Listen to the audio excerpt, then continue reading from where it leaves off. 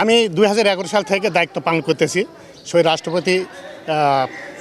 রাষ্ট্রপতি জিয়াউর রহমান মাজার আমি দেখাশোনার দায়িত্ব 2011 সাল থেকে করতেছি স্যার। মিনিমাম স্যার 15-16 বছর ফুল আওয়ামী লীগের টাইমে স্যার আমি এই কাজ করতে আসি স্যার। অনেক আমি লাঞ্ছিত হয়েছি, লাতুষ্টা খেয়েছি, চর থাবর খেয়েছি, মানে কে কার আমি তো স্যার লোক চিনি না। কাজ করতে আসলে দেখা গেছে স্কেটিং খেলে, ব্যাট খেলে, দেখা গেছে ওই আপনাদের ক্রিকেট খেলে। কথা বলতে গেলেই এই বেটা এখানে কি, এখানে কিছুই না, ডন টক, এই ধরনের স্যার আমাকে তারা থ্রেট দেয় স্যার। আর আমি এখনও আমার ইচ্ছা আছে, আমি যতদিন আল্লাহ আমাকে হাত দিয়েছে আমি রাষ্ট্রপতির কবরটা আমি ইনশাল্লাহ পরিষ্কার পরিচ্ছন্নতা করার জন্য আমি সবসময় স্যার আল্লাহর কাছে সবসময় প্রার্থনা করে আল্লাহ যেন আমি কাজটা করতে পারি। আর এই কাজে স্যার অনেক সময় দেখা গেছে পাবলিক যারা আসে, হকার্স যারা আসে, বাদাম খাই দেখা যাচ্ছে স্যার। অনেক ভদ্রলোক যারা এক্সারসাইজ করতে আসে স্যার, ওই টাইমে আপনি ওই কথা বলতে গেলে স্যার উল্টাপাল্টা আমাকে কথা বলতে হয়।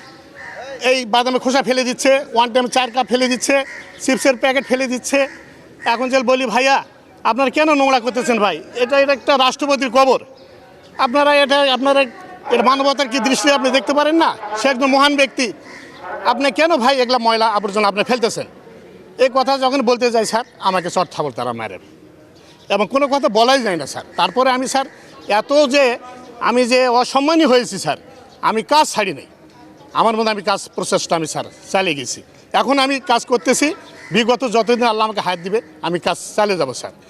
এর মাঝে স্যার ম্যাডাম খালেদা জিয়া বারবার প্রধানমন্ত্রী 3 বার, সেও মৃত্যুবরণ করলেন। আল্লাহ যেন তারও যেন খেজমত করার কবরটার স্যার পরিষ্কার পরিচ্ছন্নতার দায়িত্ব যেন আমাকে যেন দেয়।